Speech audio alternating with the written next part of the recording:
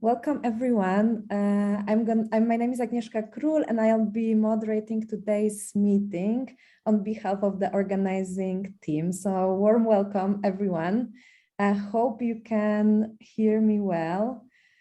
Today is the third seminar of the Disability Studies in Eastern Europe Reconfigurations research platform. And I wanted to really warmly welcome everyone who is joining us for the first time, as well as the ones that already have been with us for the past two meetings. I just wanted to let you all know that in case anyone has any technical glitches, anything to raise on the technical side of this meeting, please feel free to reach out to me on a private chat or to Monika Kwaśniewska, who is also here with us, and we'll do our best to support you with anything that might happen. And before we start, I just wanted to briefly give some information about the platform and the initiative, as some of us are new to this space. So basically, the aim of this platform, which is called Disability Studies in Eastern Europe Reconfiguration. The aim of this platform is really to create a space and a network in which scholars, PhD candidates, and also students can benefit from networking with each other and learning from our own research. And we're meeting on a regular basis. The seminars usually consist of a lecture and a workshop, and this is also the structure we'll be following today. Today is also our last seminar before the summer break, and we'll be back after summer break in September with some more propositions for discussions connected to critical disability studies. And also I wanted to encourage everyone and remind everyone that if you want to be more active and join in a broader sense the network, please feel free to contact us. Magda Zdrodowska, Monika Kwaśniewska, me, Marcin Stasiak, you can feel free to also send your bio information, like a short bio, and we can put it on our webpage for the aim of, supporting the networking and also like learning about the research each of us is doing. And also, if you are currently doing any research projects, we can also link them on the webpage, so they are, also visible to the researchers that are connected to the network. So this is, I think, all the info I should give to all of you. And always feel free to reach to us, the organizing team, with any suggestions, questions, or or anything or any considerations. So. Without further ado, I think I should introduce today's session. So today's session title is Understanding Disablement in Post-Socialist Central and Eastern Europe. And the seminar will be held by Teodor Mladenov from the University of Dundee, who will discuss a framework for a critical and historically informed analysis of disablement in the post-socialist region of Central and Eastern Europe. And the framework brings together disability studies, Nancy Fraser's theory of social justice, and critical studies of post-socialism. And I think everyone had access to bios of our speakers for today, but just to give a brief maybe background, Teodor Mladenov currently is a senior lecturer at the School of Education and Social Work, University of Dundee. Previously, he was a Marie Curie Individual Fellow at ENIL, the European Network on Independent Living, and he is author of books Critical Theory and Disability, a Phenomenological Approach, and Disability and Post-Socialism. In the period between 2000 and 2009, Teodor was actively involved in campaigning for disability rights in Bulgaria, so warm welcome. After your lecture, Teodor, we will have a discussant, Professor Darja Zaviršek from University of Ljubljana, who will provide her reflections. So warm welcome also. And just to give a short information about Professor Zaviršek, she's a sociologist, chair of the Department of Social Justice and Inclusion at the University of Ljubljana, Faculty of Social Work, and a professor at the master's program Social Work as Human Rights Profession at the University of Applied Science, Alice Salomon, Berlin. Since 2009, she is the member of the academic network of disability experts working with the European Commission, and she also has authored and co-edited more than 20 books and textbooks in the field of disability studies. After the remarks of Professor Zaviršek, we will open the floor for the Q&A. And then for also those of you who have registered for the workshops, please do stay at the same link. We're going to have a short break and then start off with the workshop part. And the workshop will be facilitated by Ina Dimitrova from Plovdiv University. And the workshop will basically explore key points in more depth, the key points of the previous presentations. And Ina Dimitrova is associate professor in social philosophy and bioethics at the Department of Philosophy and History, University of Plovdiv, Bulgaria. Her research interests include disability studies, politics of reproduction and population, social studies of science, technology, and medicine, and she's among others, author of the book Prenatal Diagnosis and Biopolitics in Bulgaria. So the workshop will start at 5:45, so Central Eastern European time, and will last for an hour and a half. So I think this is all the information that I can give you before we start our session. So Teodor, the floor is yours, and yeah, well, warm welcome to everyone. Thank you, Agnieszka. Can you hear me? Okay. Thank you for this opportunity to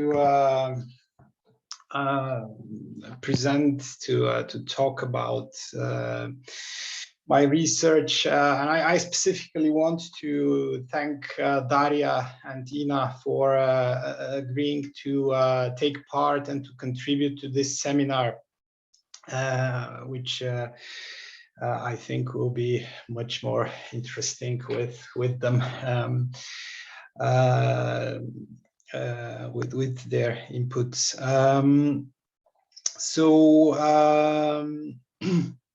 Let me try and share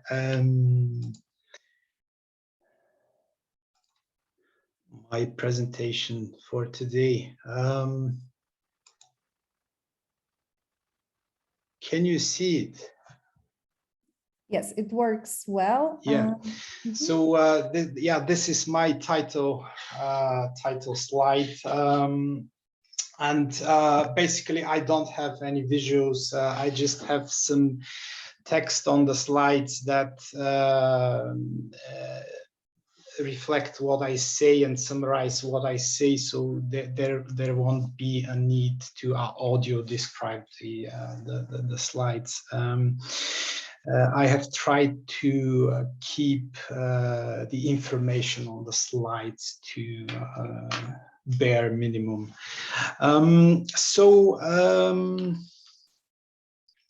Okay, how do I navigate? Let's see. We don't use Zoom at work, so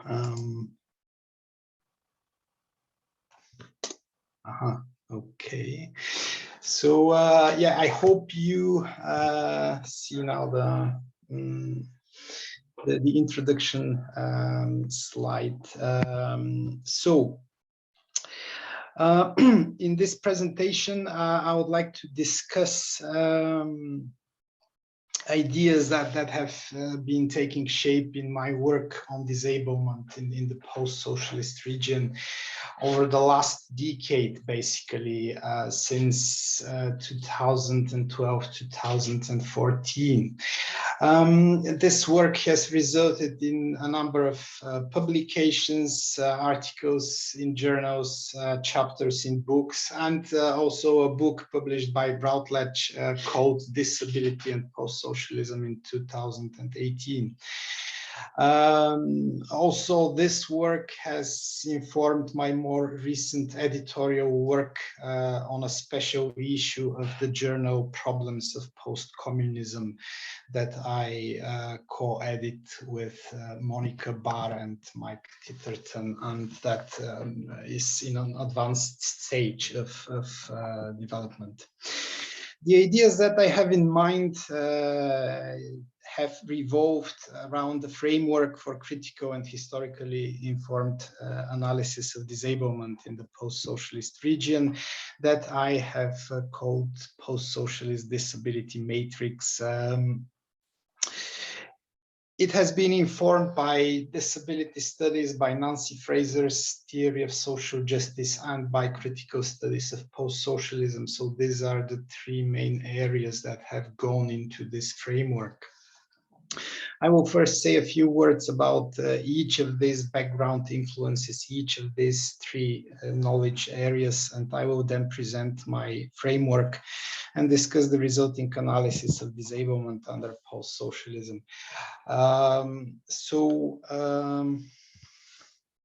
Let me start with disability studies very briefly, because I'm well aware that most of you are very knowledgeable in this area, but disability studies, as I see it, conceptualizes disability from a social constructionist perspective as something imposed on people by society. This approach to disability has been most famously associated with the British social model of disability, which has served as a kind of a grounding foundation for disability studies, although other ideas as time has passed have also been influential, including post-structuralist concepts such as, for example, critique of biopower or intersectionality, of ideas of a type that have been promoted by critical disability studies. So in a nutshell, I see disability studies as illuminating injustices of disablement experienced by people with impairments due to certain social structures, processes, and discourses. And these injustices in turn can be economic, can be cultural, and can be political. And this is the link to my second influence, the second area that has influenced my framework, which is Nancy Fraser's theory of social justice, the distinction between economic redistribution, cultural recognition, and political representation in political theory has been most famously introduced and developed by the critical theorist Nancy Fraser in her theory of social justice over the last 30 years, 3 decades or so. Very briefly, for Fraser, justice, social justice means parity of participation, so equality of participation. Fraser has this egalitarian conception of justice underpinned by her allegiance to social, democratic, socialist principles. So justice means parity of participation, and parity of participation requires economic redistribution in the sense of reallocation of economic outputs, but also more radically in the sense of workers' control over their working conditions, over the means of production. Parity of participation also requires cultural recognition in the sense of valorizing difference, but also emphasizing commonality, and perhaps more radically in the sense of deconstructing differences that have been socially constructed and maintained. And parity of participation also requires political representation in the sense of participation in ordinary political decision-making, but also in the sense of participating in meta-political decision-making, which may be defined as decision-making about who participates, who is entitled to participation, and what participation should be about. And Fraser is very emphatic, very insistent that this meta-political type of political participation is very, very important, perhaps even more important than ordinary political participation, because it kind of underpins ordinary political participation. So this is Fraser's theory of justice in a nutshell, and then critical studies of post-socialism, again, as I understand them. In this area, I have been interested in the specificity of disablement in the post-socialist region of Central and Eastern Europe. And I have argued that this specificity of disablement consists in the intersection between the state socialist order, the legacies of the state socialist order, and post-socialist neoliberal order in the economic, cultural, and political spheres. So simply put, we in present-day Central and Eastern Europe have had the worst of both worlds, the world of socialism and the world of capitalism. Our socialism was much more undemocratic than Western European social democracy or Western European democratic socialism. And our capitalism was much more radical, much more neoliberal than Western European capitalism, even in its Thatcherist version, English version. In addition, our neoliberal capitalism articulated with our state socialist legacies, producing intersecting injustices, intersecting harms, which is perhaps the most interesting and the most terrifying, actually, aspect of disablement in the post-socialist region. These harms, these intersecting harms may not be unique when taken in isolation, but I think that when taken together, they outline a unique physiognomy, a unique face of the post-socialist situation, of post-socialist disablement. And so I'll try to describe this unique physiognomy by using the post-socialist matrix, the post-socialist disability matrix that I have proposed.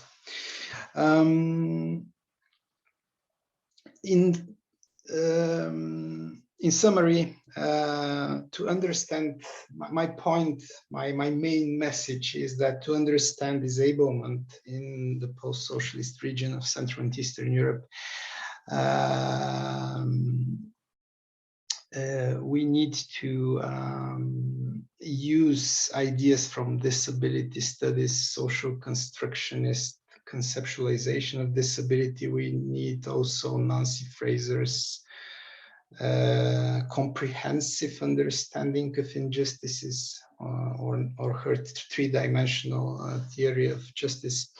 And we also need critical studies of post-socialism and The framework that I propose, the post-socialist disability matrix, illuminates the intersecting impact on disabled people in Central and Eastern Europe of state socialist legacies and post-socialist neoliberalization in each of Fraser's three dimensions of social justice or social injustice, depending on the perspective.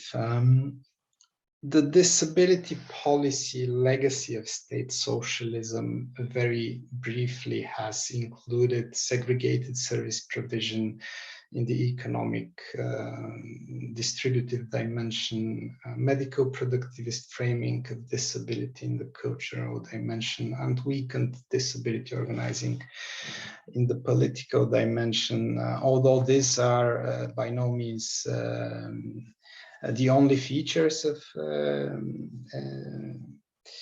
this legacy as far as disablement is concerned, but I think that these features are key to understand post-socialist disablement. And on their behalf, post-socialist neoliberalization, post-socialist neoliberal reforms have resulted in retrenchment of public support, overvaluation of self-sufficiency in the cultural sphere, so retrenchment in the economic, self-sufficiency in the cultural, and then depoliticization of disability organizing in the political sphere. Again, these are not the only elements of post-socialist neoliberal disablement, but I think that they are key.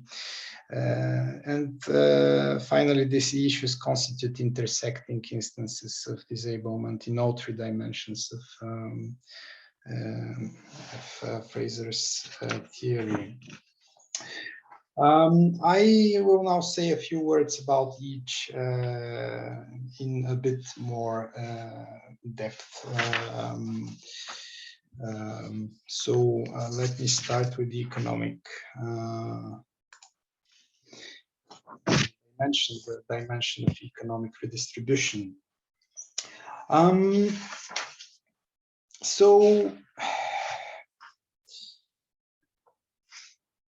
I will consider here state socialist segregated provision and post-socialist welfare state retrenchment as intersecting in the sense of mutually reinforcing instances of post-socialist disablement. State socialist countries invested significant public funds into creating a vast network of residential institutions for social care, which mushroomed throughout the Central and Eastern European region during the state socialist period. After the fall of state socialism in at the end of the 1980s, the beginning of the 1990s, the rise of poverty and the welfare state retrenchment that started in the 90s increased the number of children and adults in residential care in residential institutions, while simultaneously deteriorating the living conditions in these settings. Welfare state retrenchment also meant inadequate investment in community-based services, precisely at a time when demand for such services was increasing, and this resulted in terrible tragedies. Against this background, the so-called deinstitutionalization reforms supported by the European Union through its structural funds since the beginning of the 2000s have largely amounted to renovating existing institutions or to building new smaller institutions such as small group homes.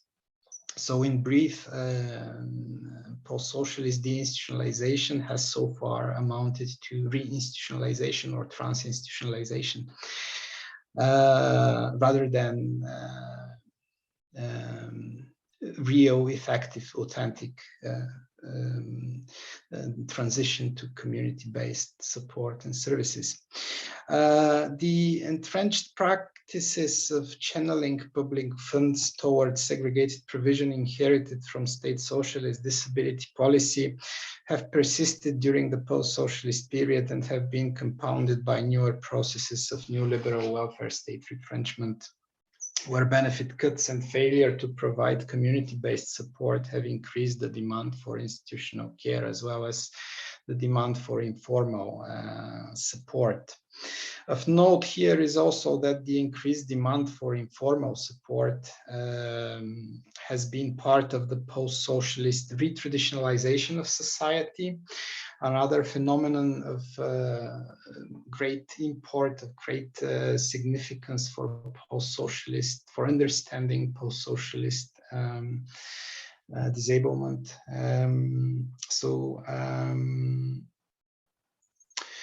In this retraditionalization, the family, and within the family, the mother and the grandmother have assumed increasing responsibility for the care of children, disabled people, and elderly people. Such processes of retraditionalization under neoliberalism have been studied by feminist scholars and have been described in feminist literature as instances of neoliberal neo-patriarchy.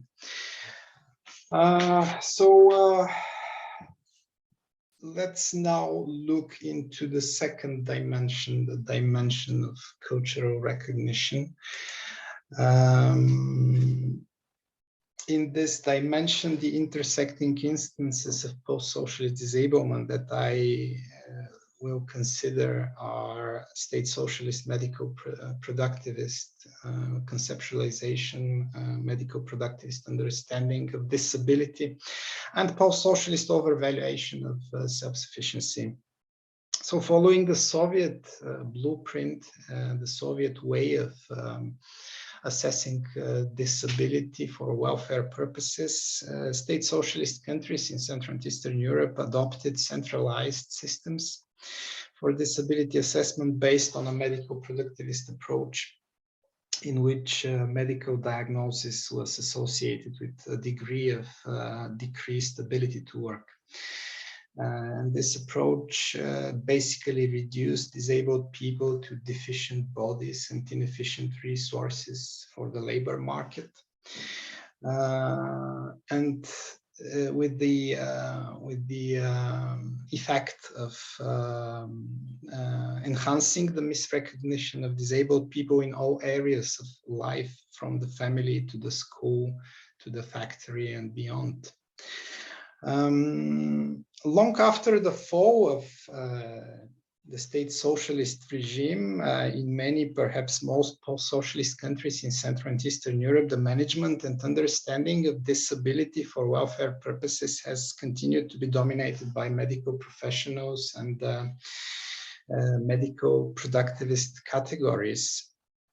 This framing of disability has been compounded by the neoliberal overvaluation of self-sufficiency and the attendant stigmatization of public assistance, underpinned by the discourse of welfare dependency that I'm sure we are all very much familiar with. It has become so much part of our common sense now.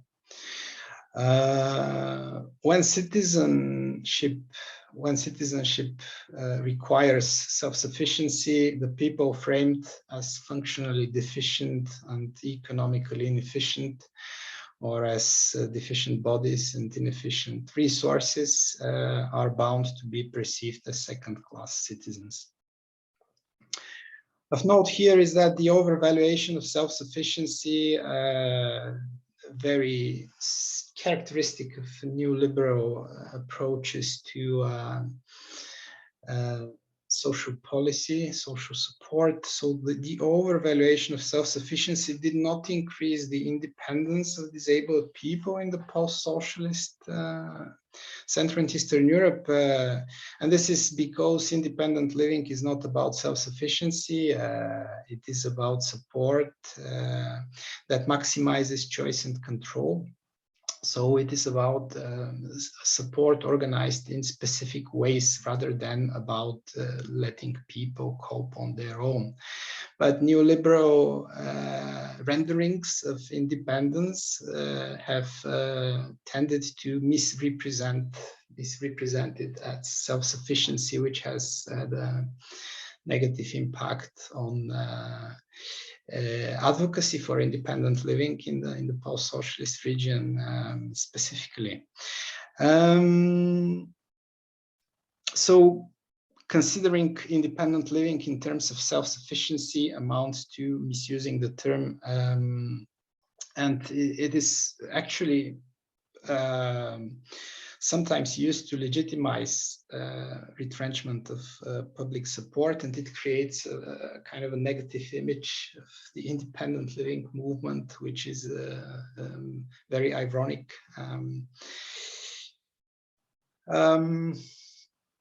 So independent living, I think, is diminished by lack of support, by support provided within segregated institutional settings, and by support provided informally within the family.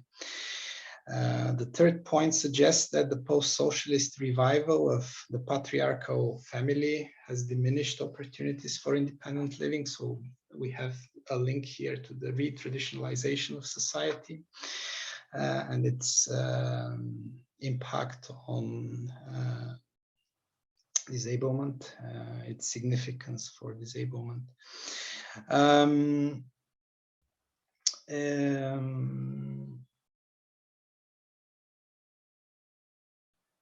this has happened, this post-socialist revival of the patriarchal family diminishing opportunities for independent living has happened in concert with post-socialist overvaluation of self-sufficiency, retrenchment of public support, and continuing provision of segregated support. So you see how all this is interlinked and interrelated, and that is why I speak about intersecting instances, intersecting influences when thinking about disablement, about post-socialist disablement. And finally, the area of the dimension of political representation. In this dimension, I think that post-socialist disablement has consisted in the systematic weakening of the capacities for self-organizing, of collective self-organizing of disabled people.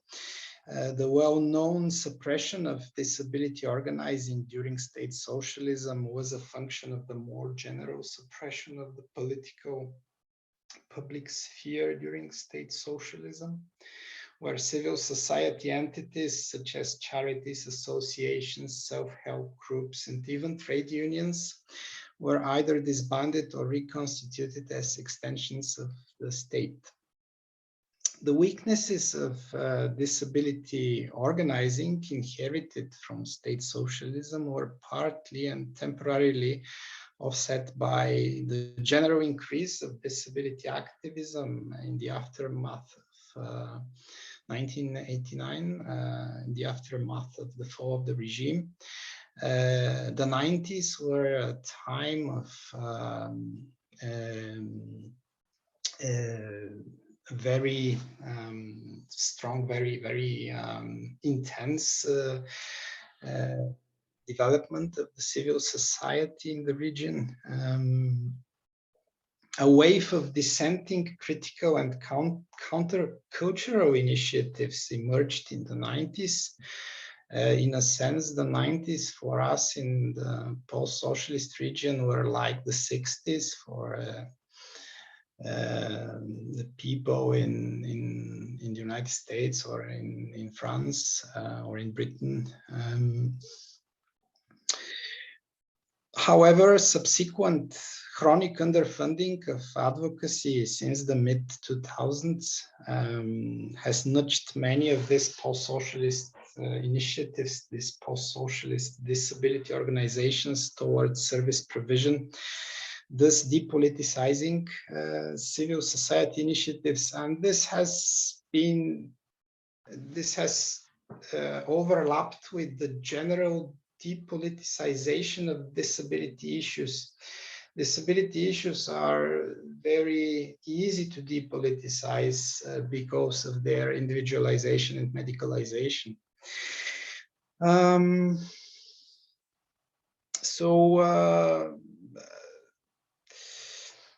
This process of nudging civil society to assume the role of the service provider and to assume the functions of the welfare state has been underpinned by the neoliberal model of civil society development that has been identified by critical theorists like David Harvey as privatization by NGO, by non-governmental organizations. And in this model, in this neoliberal model of civil society development, civil society is framed as privately funded or privately supported provider of services that fill in the gaps in social support, opened up by welfare state retrenchment. We clearly see here how the political and the economic intersect. And this has had strong impact on disability initiatives and on the participation, basically, of disabled people in policymaking. In addition, post-socialism has been characterized by institutionalizing participation in disability policymaking through creating national consultative bodies such as national disability councils, following the model of tripartism, which is a form of corporatism where representatives of the state, business, and labor get together to negotiate economic policy. Tripartism in disability policy making has encouraged consensus-oriented initiatives and has marginalized conflict-oriented initiatives. The members of the consultative bodies, the biggest disability organizations in the post-socialist countries, some of them with deep roots in the state socialist past, have been reluctant to engage in campaigning and critique, and instead they have been careful to preserve their privileged position on the table, that in some cases included government subsidies.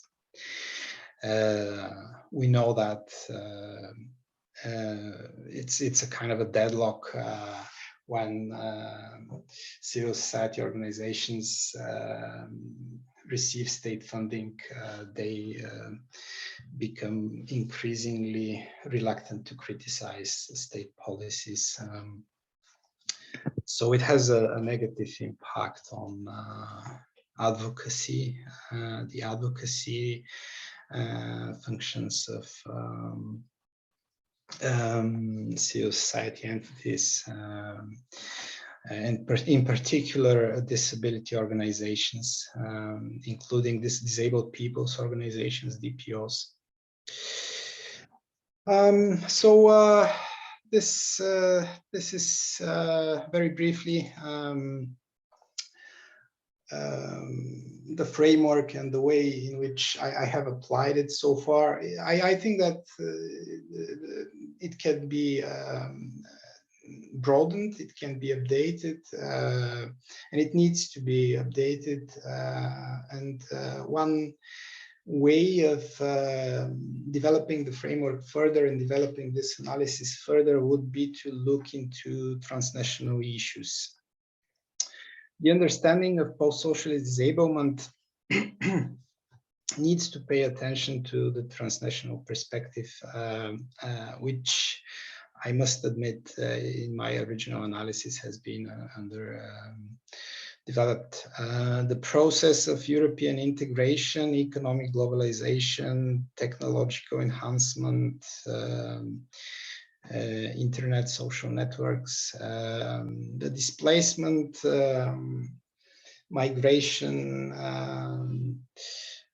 trends have all increased transnational movement of people, goods, services, ideas, and capital. And this has had a huge impact on the post-socialist region. These trends have changed the dynamics of disablement as well in the region, particularly during the last 2 decades that have witnessed significant intensification of transnational movements. I have just marked some of the issues that I have more recently been grappling with, yet without researching them in depth, just to provide perhaps some further food for thought and discussion. The first thing is how have the processes of EU accession and EU membership contributed to the neoliberalization of the post-socialist region, and therefore to disablement through welfare state, retrenchment, overvaluation of self-sufficiency, and depoliticisation of disability organizing. So studies of European integration would be very pertinent here. Unfortunately, the mainstream scholarship in European integration is a bit how should I say, a bit stale. Perhaps more, it needs an injection of critical theory, critical theorizing, perhaps a bit of post-structuralist imagination and ability to see the workings of the categories of language, of biopower, and so on. But nevertheless, this is an area that needs further investigation, I think. In particular, what has been the impact of EU policy guidance and funding, EU funding on the process of deinstitutionalization and reinstitutionalization, transinstitutionalization. The other issue, the other question that I would like to pose here is what has been the impact of post-socialist emigration, post-socialist migration of care workers on the availability of support for disabled people in the Central and Eastern European region. So migration, the issue of migration. Some post-socialist countries have been more affected by migration than others, but nevertheless, I think that throughout the region, it's a big issue. And it's getting bigger by the day with the war in Ukraine. What has been the impact of transnational exploitation, for example, in post-socialist sweatshops, and of war and related displacement, a question whose urgency has been strongly emphasized by the war in Ukraine. On post-socialist production of impairment and disablement in the region. I believe that this question could also be integrated with the post-socialist matrix and explored in depth with this tool. And then as a third kind of area of potential research, from the perspective of political representation. How have these issues been addressed through the participation of disabled people and their organizations in policy making at the European Union level, which is particularly important as far as European countries that are members of the European Union are concerned. So let me conclude by stating that, or summarizing that the analytical framework presented here, the post-socialist disability matrix, enables a comprehensive, systematic, and historically guided, historically informed analysis of disablement in the post-socialist region of Central and Eastern Europe. Taken in isolation, the different elements of post-socialist disablement, such as institutionalization of disabled people, medicalization of disability, retrenchment of public support, of disability support. So these elements are not by no means unique to the region. On the contrary, they characterize disablement in Western Europe as well. But as they are considered together in the matrix, I think that a more or less unique physiognomy emerges that illuminates the specificity of post-socialist disablement. It is this specificity that could underpin a specifically post-socialist perspective on the issue of disablement. And for me, the main feature of this perspective is a kind of a double-edged skepticism in the best traditions of critical theory, of critical thinking, I would say. Skepticism towards both the market and the state, because the post-socialist region has actually, in my view, witnessed the worst of both the state and the market. This double-edged skepticism has often fed distrust in institutions and support for populist politicians and populist governments. But I believe that this double-edged skepticism is also able to underpin critical analysis and progressive action. Used in this way, the double-edged skepticism would amount to criticizing simultaneously the power of neoliberal marketization to undermine welfare state support for disabled people, to undermine the cultural standing of disabled people, and to undermine their political participation, but also skepticism in the form suggesting that the power of medicalized institutional top-down welfare state support exploring this power to oppress disabled people. So looking at the dark side, basically, of the welfare state would be the other edge of this skepticism. So I thank you very much for your attention, and I would be very interested to hear what Daria thinks about these things. Thank you so much, Teodor, for offering this comprehensive analysis that I think really gives us a very concrete and coherent tool to work with. So thank you so much for this. And I will just pass the mic to Professor Darja Zaviršek to offer us your inputs. I'll stop sharing now. Just give me a minute. Okay. That would be great. Okay, yeah. Now it works. Thank you very much, colleagues. First of all, thank you very much, the organizers, for inviting me, and Teodor Mladenov to asked me to be the commentator. I would also like to mention that I'm extremely happy to see among the black boxes Raisa Kravchenko, who is the great disability person from Ukraine.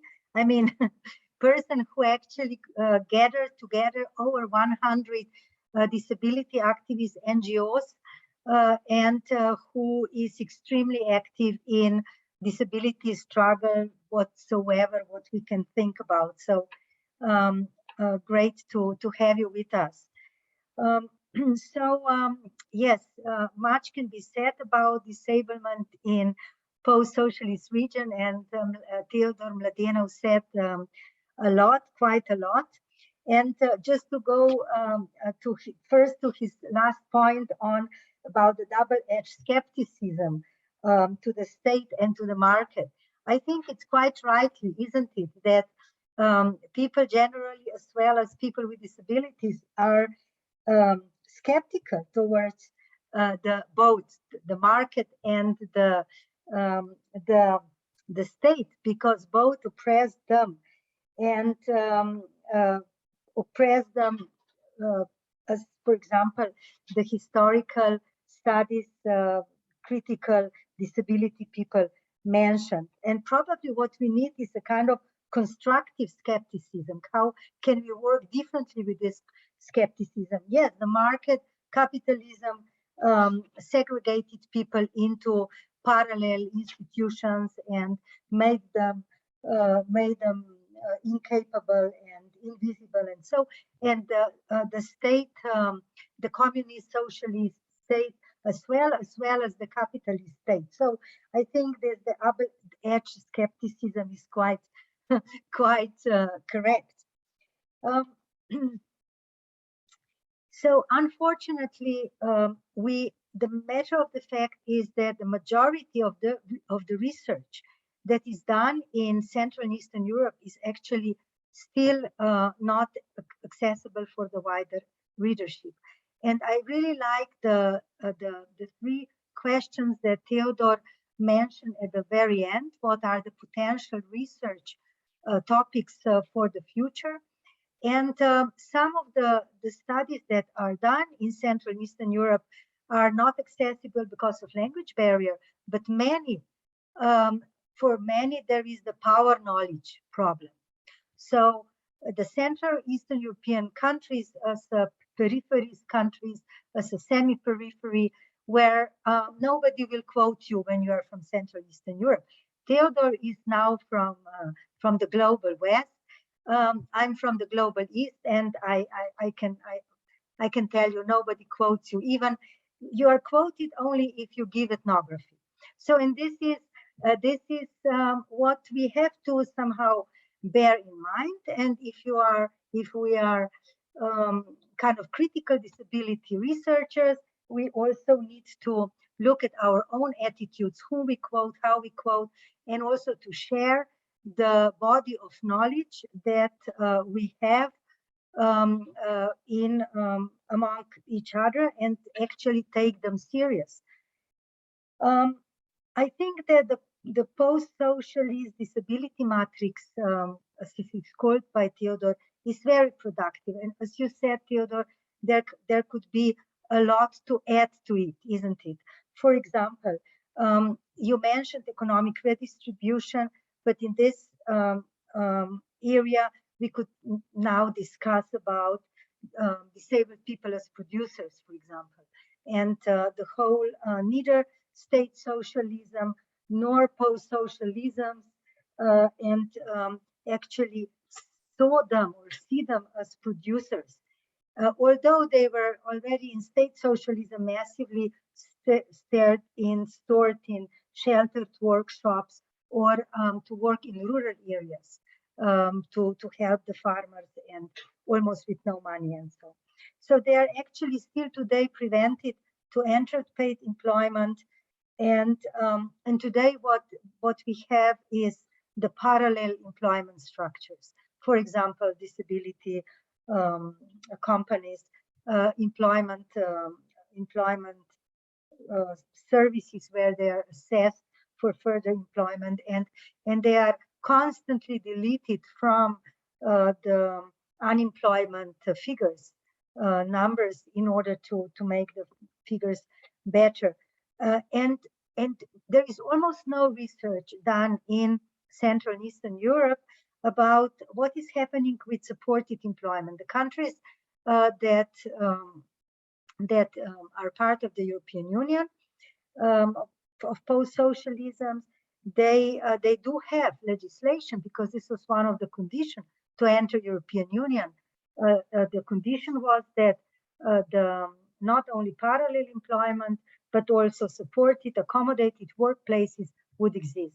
But we have almost no figures, and we know that there are just really little done about that. And it's part of the tradition, it's part of the prejudices, what you mentioned as the social recognition, the lack of social recognition that, for example, employers rather pay to employment funds or the fines for not in order to employ people with disabilities.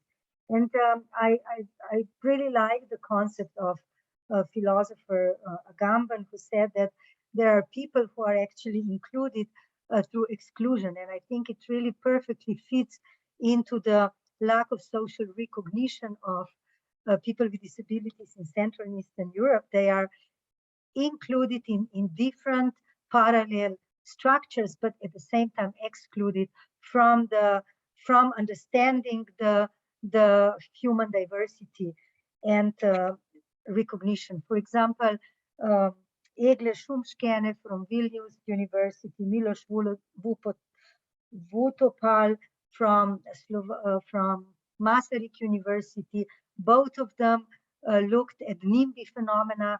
And even today, I mean, NIMBY has not gone. There is a lot of NIMBY, not in my backyard phenomena, where people are just, where communities actually reject and are not willing to expand their idea of what is human diversity.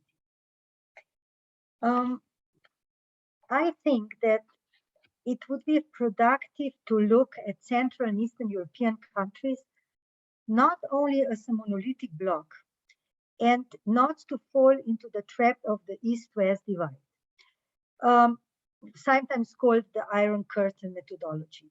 For example, there are differences when we look at the EU post-socialism countries. There are differences within EU post-socialism countries. I come from former Yugoslavia, and Yugoslavia was this country with the human face of communism and the third way and all this stuff. So a lot of the things that happened within the Soviet type of state socialism was not present in former Yugoslavia. And of course, there could be differences between EU post-socialism countries and countries that are not part of the EU, things like that. Because then we could even see more of the specificities and also differences, and we could look more nuanced also what is going on. The medical productivist approach that you have mentioned, Teodor, I think it's absolutely important. It is dominant. And at the same time, as you said, it could also be found in the West. And it is certainly become more dominant today after COVID.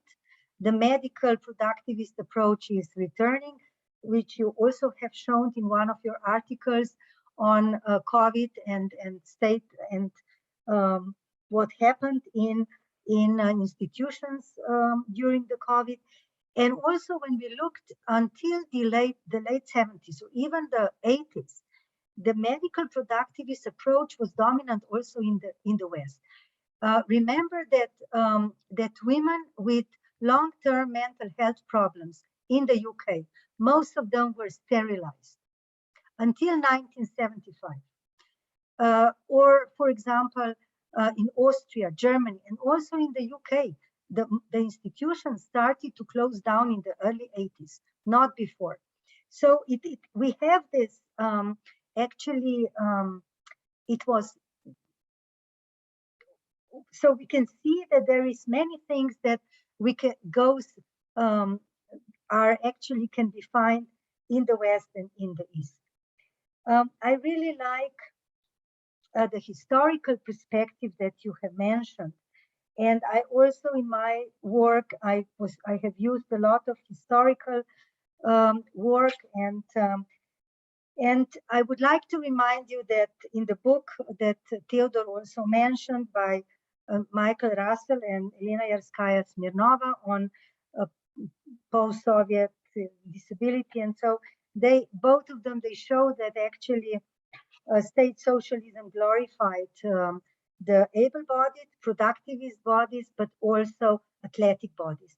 And I have some of the pictures just to remind you, because you are now the new generation that now have some of the people actually. So actually, I think we should go beyond ostracizing communism and state socialism but also I call this historic revisionism, and also, of course, not glorifying it. So I don't know if can you see my slides? Yes, you do. I just want to show you that one. I have some, okay. Have a look at this beautiful athletic bodies. So these are the Soviet posters, and you can see on the one side you have this women-men bodies equalities. They are going hand in hand, but of course they're all fit and able-bodied and white. And just in the back you have some ethnic minorities and farmers and so. I just got that one because it was 2 days ago. It was the 25th of May, the Tito's birthday.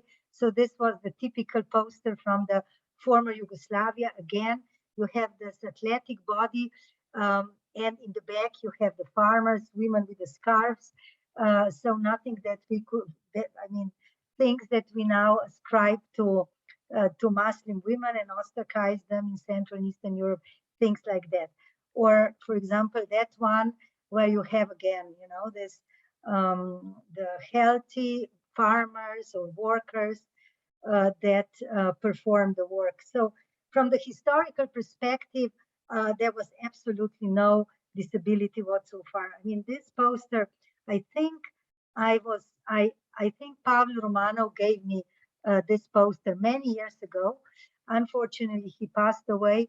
And you can see this fantastic stereotyping where when anti-Semitism is, of course, linked. So here you have the capitalist invalid. So the state socialism invalid. So one could think more about that, and so. So this is one point of the historical perspective, but another one is also that that links historical perspective with women. And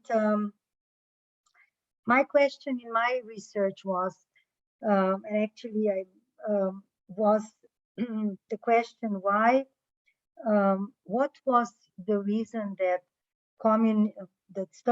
socialism, Yugoslav state socialism, developed so many state institutions for people with disabilities. And of course, one of the reasons was also to free women from the kitchen slavery, as Lenin would say, probably. I don't know, I'm not sure if that's his quote. Probably nobody knows yet anymore. So from the kitchen slavery. And the institutions were there to make sure that women can go into universal long-term paid employment. And also the institutions and, of course, education was there for the communists to keep their promise to give women employment and education. And then now, after one part of the historic revisionism, meaning that demonizing everything what was supposed to be part of state socialism, was of course the new ideology targeted towards women, meaning that women were asked to come back to the families, start to going on with the care work, and of course it didn't work. Teodor mentioned the labor care migration today in Eastern European, Central and Eastern European countries. So women do enter labor care work, but not in the way that they migrate to other countries. For example, the country of Serbia has a big problem where villages and especially rural area is empty, I mean, not to mention Ukraine before the war, and other countries. I mean, from Bulgaria, Romania, Bosnia and Herzegovina, and so on. And this is certainly an important area to look at the people with disabilities and what is happening actually when the women labor care workers actually disappear. But so this is one discussion. So another is what I called the neoliberal neo-patriarchy, which is the notion that was coined in the 70s already by an Arab writer, and I wrote about that in one of my articles. But I use it looking at how actually the new legislation related to disabilities actually constructed or written in such a way that it is enforcing the domestication of women and forcing women to re-enter the private sphere, and patronizing both. I mean, people with disabilities, for example, when they are, for example, asked to use to choose among personal assistants, and they have to choose among family members. And Teodor also wrote in one of his articles about the problem of the personal assistants.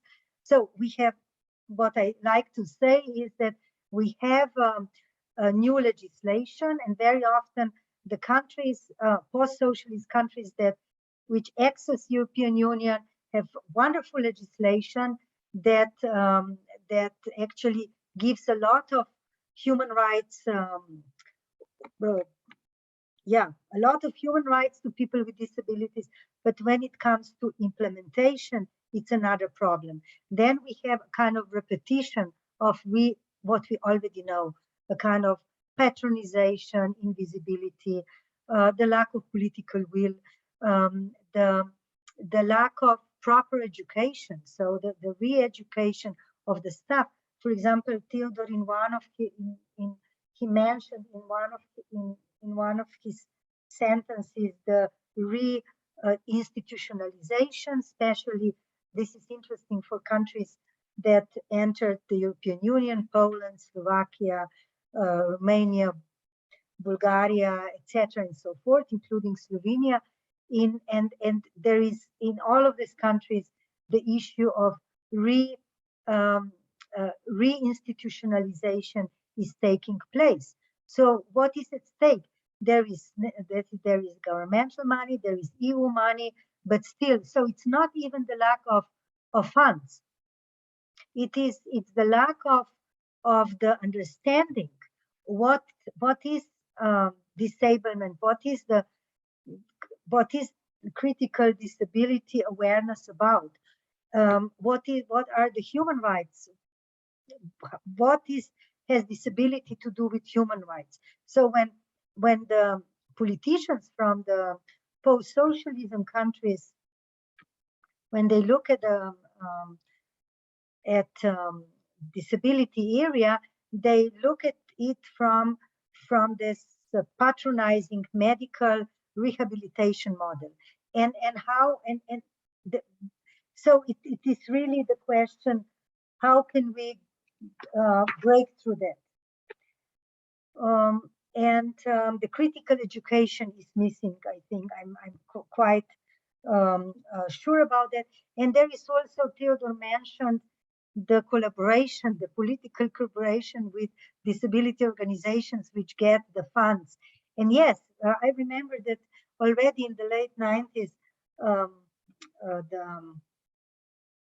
Mark Priestley, in one of his books, spoke about what I would call for former Yugoslavia old invalid organizations versus disability grassroots organizations. So the old invalid organizations took over. They even refused and fought for the name, that the name invalids remained, versus the disability grassroots activists who said, no, we want to change the name, we want the institutionalization, we want to redistribution of the funds, meaning that there is not a lack of the funds for disability area, there is the lack of the funds for the area where people with disabilities with which they could become independent and autonomous and would have self-determination and so on.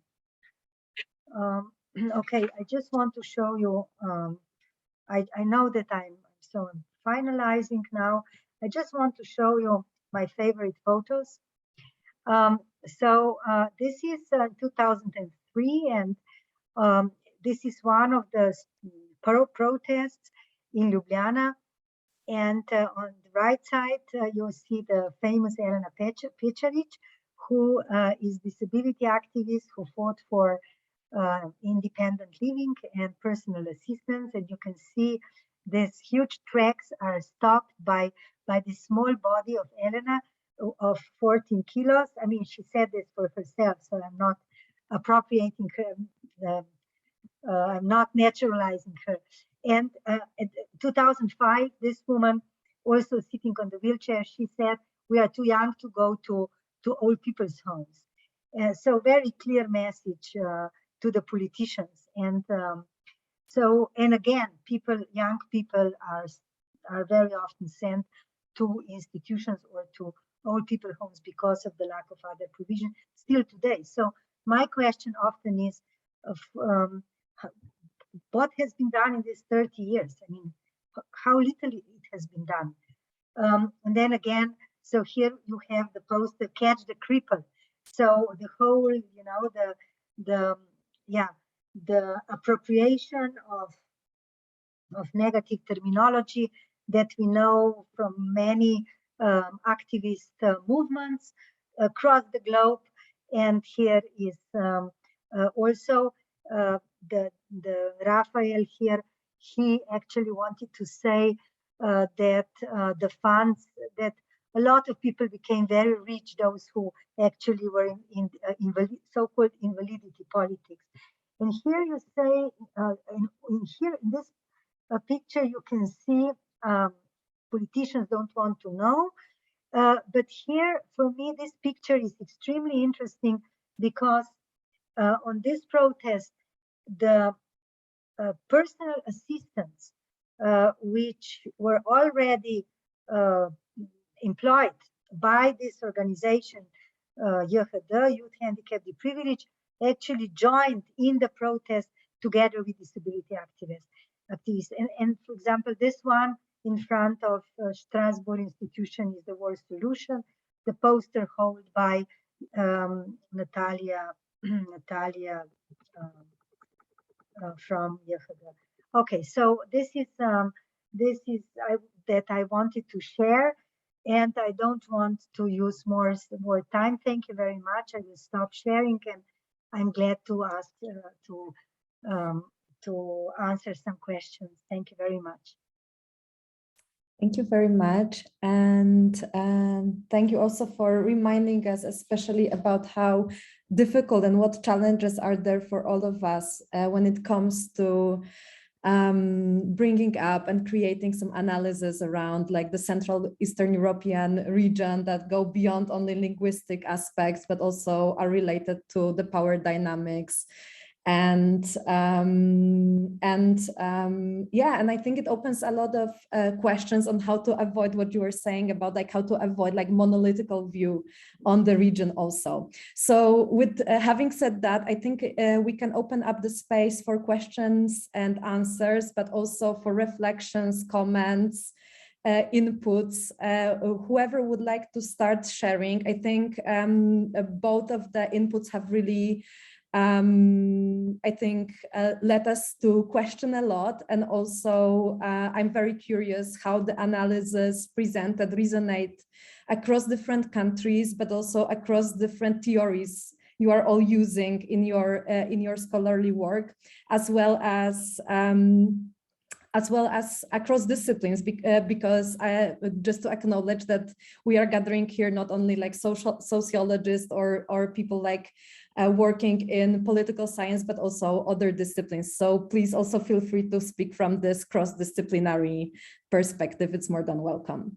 So whoever wants to start, please raise your hand or write in the chat, so I will moderate.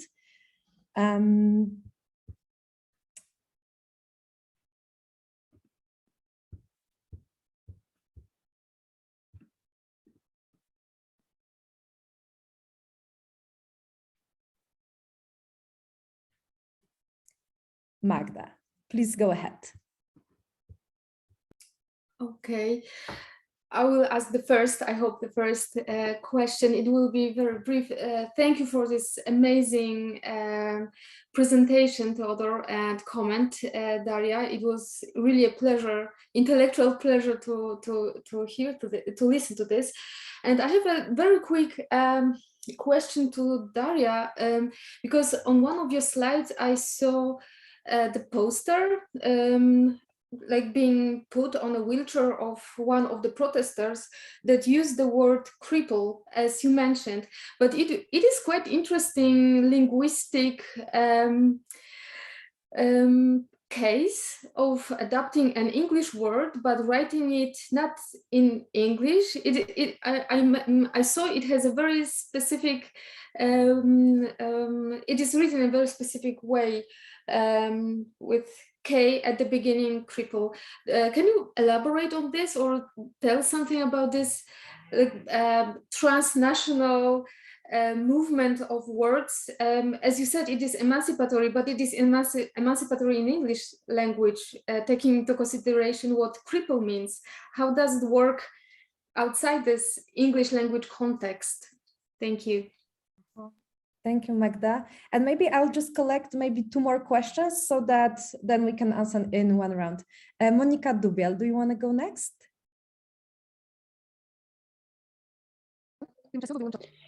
Yes, thank you. Thank you so much. First of all, thank you so much for very interesting lectures.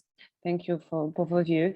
I have like, it's more like comment, maybe reflection on the question, but what you have just said, it really strongly resonates with my research. Even though my research is, located in completely other region of the world.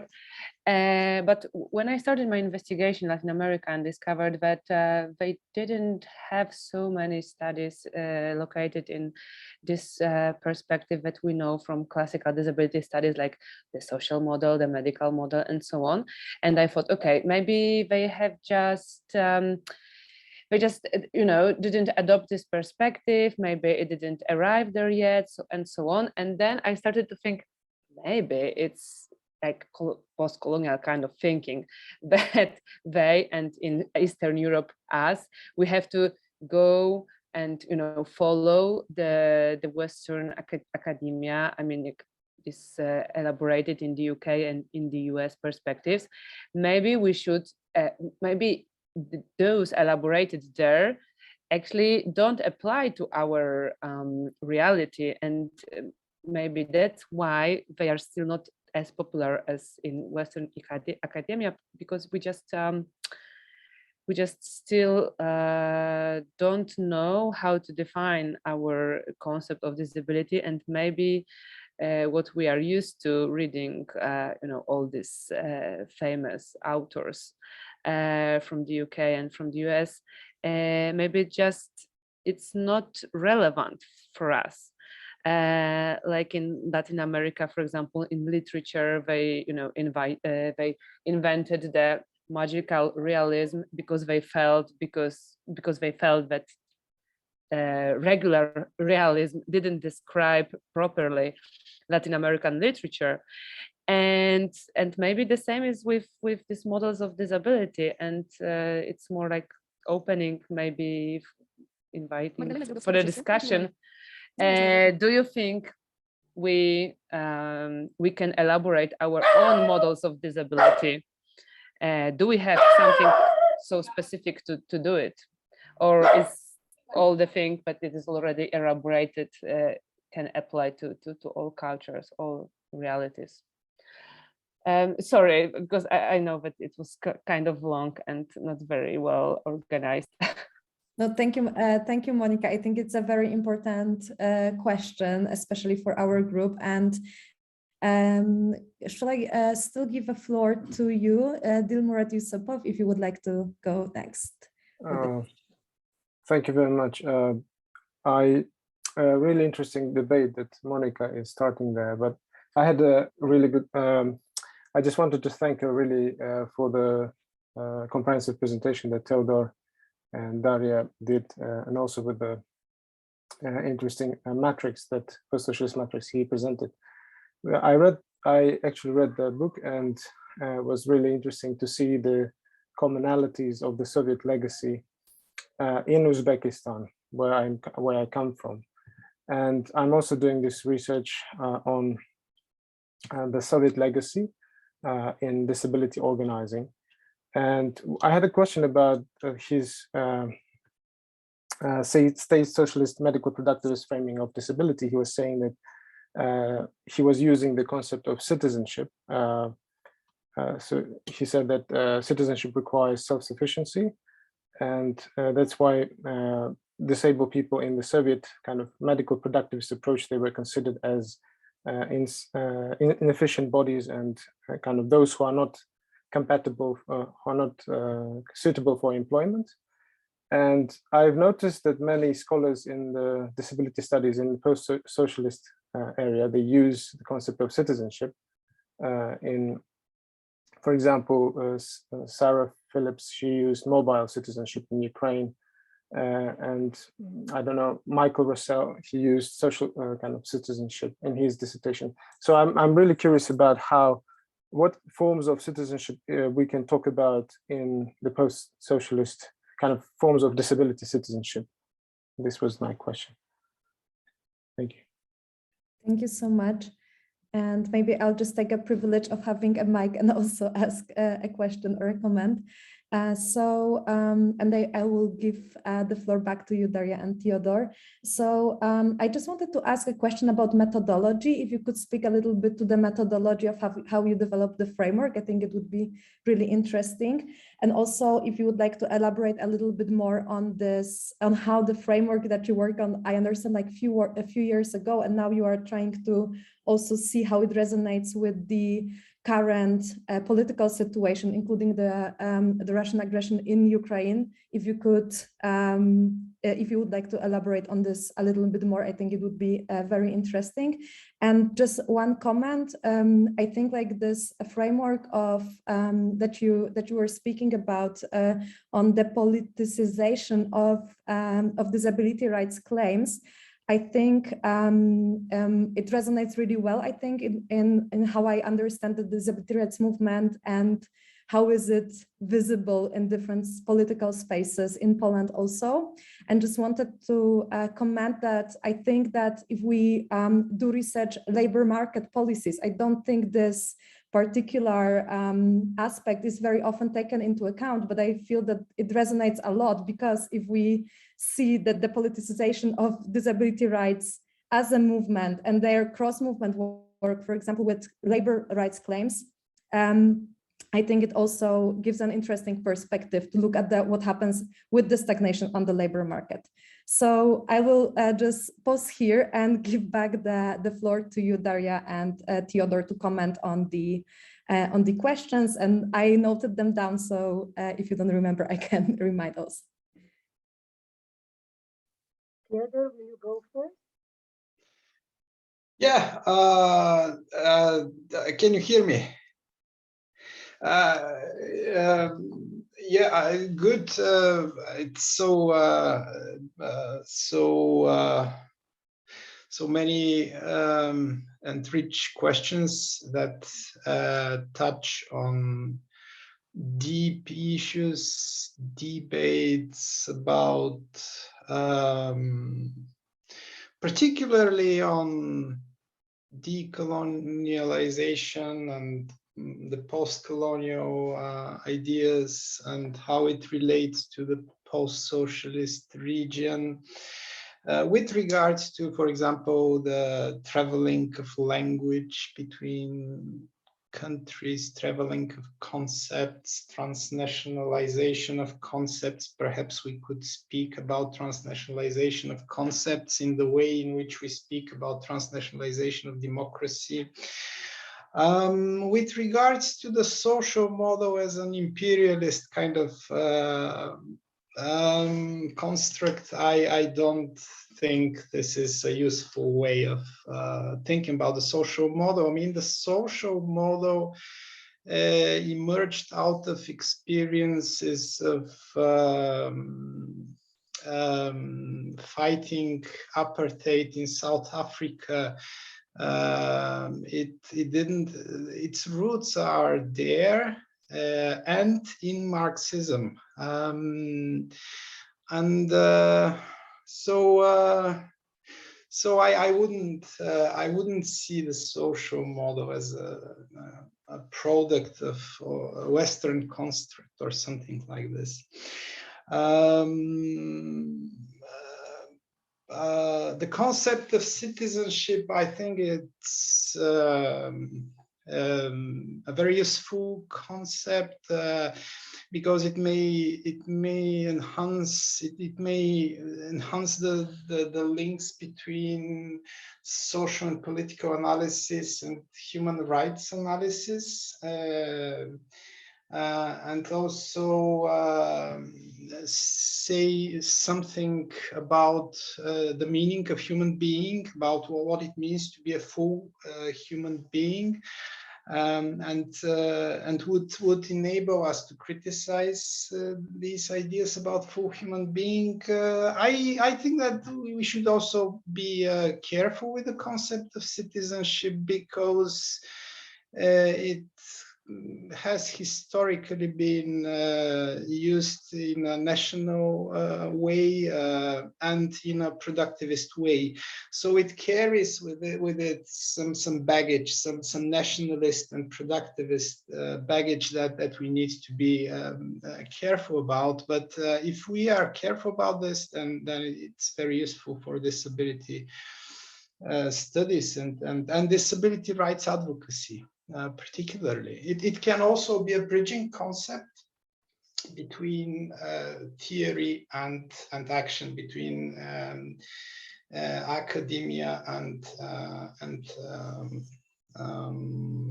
activism.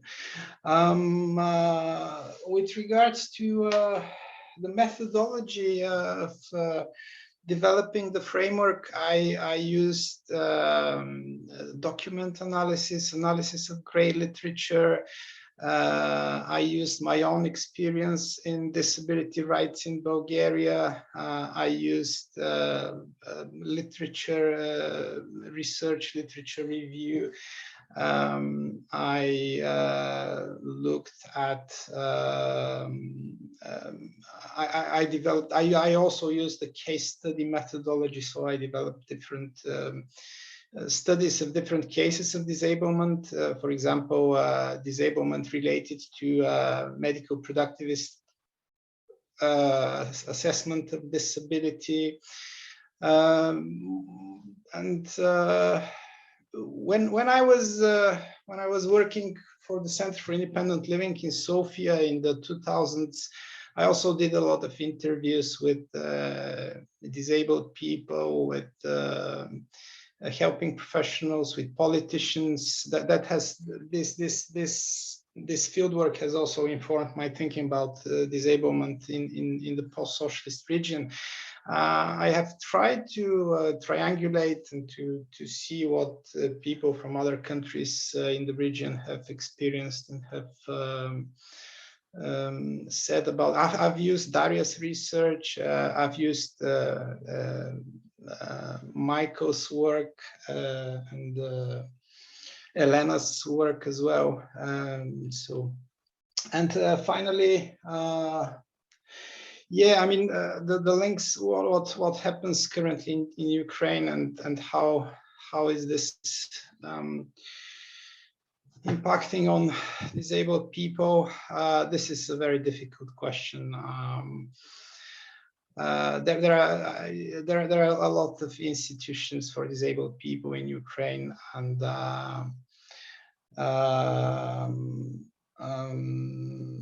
deinstitutionalization has hardly touched Ukraine, and now with the war, with this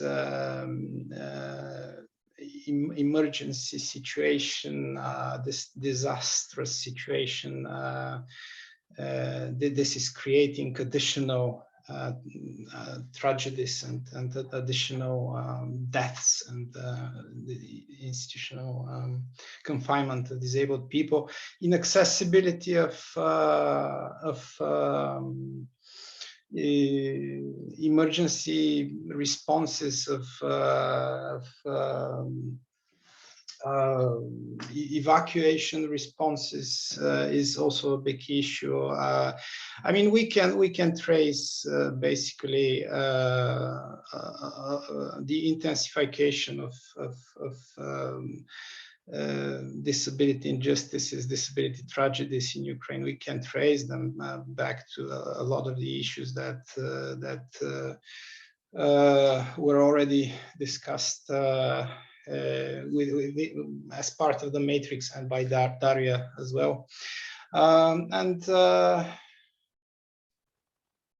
Depoliticization of disability rights. Yes, we need to think about disability politics, about the participation of disabled people in the political sphere in order to understand what happens in the sphere of labor market participation. In this, the Fraser's framework helps a lot because it reminds us to look at this other sphere, and because perhaps we could find there some explanation to what is happening here, and I find in this sense I find it very useful. So I'm sorry that it took me so much time to answer, but there are lots of questions. No, that's absolutely perfect. Professor Darja Zaviršek, do you want to go next? Yes. If there is still time, I'm happy to go. Yes, I think we have still 5 minutes, and then we can wrap up and have a break. Thank you. So to the first question, so let's get reminded to the identity politics from the 90s.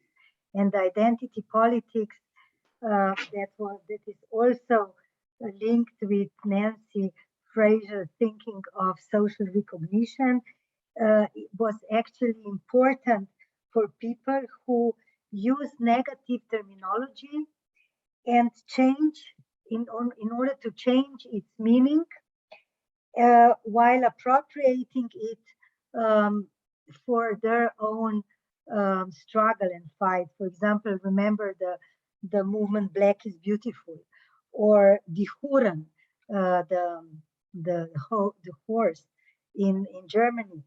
And the cripple is actually also a German word. The cripple with K is it's the German writing. So actually it is traveled, and I think it's wonderful how also in disability activist area the there was the challenge and yeah, making jokes about derogatory terminology in order to actually do identity politics. So let's put it like that. Second, Latin America and disability. I think this is very challenging, and I was thinking, who could be the writer that I know from Latin America that would do disability studies? And honestly, I have to tell that I cannot remember anyone. So this is a symptom of something. I think it's a great question.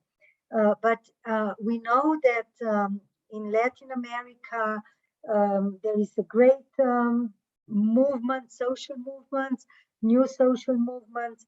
And I would be actually interested in the question, for example, how the theology of liberation contributed to the rights of people with disabilities, because we know that the Catholic Church in Europe is actually counterproductive. I mean, they were either patronizing people with disabilities or just to remind you that, I mean, at least in my country, when I looked back, you have the literature where the priests say, what shall we do with this poor guy? He's a burden to the God and to you, mother, and to the whole nation and things like that. So constructing people with disability as a burden, I think, is part of the Christian tradition. So who knows? I mean, I would like to know what can the theology of liberation, what can they tell us about that? And then the third interesting question about the citizenship is what kind of citizenship? I mean, I think it is important that we get reminded that until today, I mean, at least in my country, many people with disabilities don't have the voting rights. And that until, I don't know, recently, many people, I mean, also living in institutions doesn't mean that a person has a voting right. And people with labeled as intellectually disabled, things like that. So can we divide citizenship from voting rights today? We can't, at least I think. It is very essential from a kind of framework perspective. And so there is, I think, a notion of disabled citizenship, I would say. But I think it's a great question to explore further. Looking at methodology, I would just add what Teodor already said. I, for example, also use a lot of photography and photo voice. And what you said, Teodor, you did interviews with people with different impairments. I call it the memory work. I was doing a lot of memory work. I still do it when there is the opportunity for.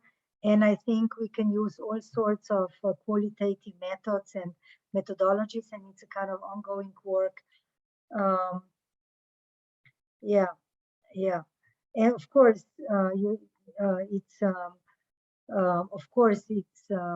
I agree with you what you said, Bill Murat, on voting rights is just one of it, but it's So that's with the depolitization, we have depolitization of NGOs generally, and depolitization of the social sphere generally, and with all of the privatization and neoliberalization that Teodor already also put in his matrix. And I think there is a lot of work to do. Thank you. Thank you so much. And I think we will be wrapping up just now, just to allow for a short break for all of us that are joining the workshop. But I wanted to really thank you for all the contributions and the really insightful lectures and inputs. And I think that just to connect this discussion to maybe the first discussion that we are having, it seems like some of the questions, so the questions around like how to think about the post-socialist region in relation to, for example, the theories that are being developed in the global south in the context of post-colonial disability studies will be maybe coming back to us as this analysis needs to be like really much more nuanced, and we need to really much more learn also from the authors, scholars, and researchers from the Global South to understand this relation better. So it just resonated with me that similar kind of discussion we've been having also with this regards during the first meeting. So thank you, everyone. And for those of you who are being there for the workshop, please do stay at the same link. I think the workshop will really offer us a space to discuss in much more details the framework that we had, and I think also to relate it to also the national context, I suppose. So let's have like a five minutes break, and let's start at 5:45 Central Eastern European time. So in 5 minutes. Thank you once again, Teodor and Daria, for all the inputs, and a big round of applause for this part. Thank you. Thank you, and thanks, Agnieszka. Thank you, Daria, and thanks to all the questions, and then the people who listened and participated. Thanks. Thank you also from my side. Thanks to everyone.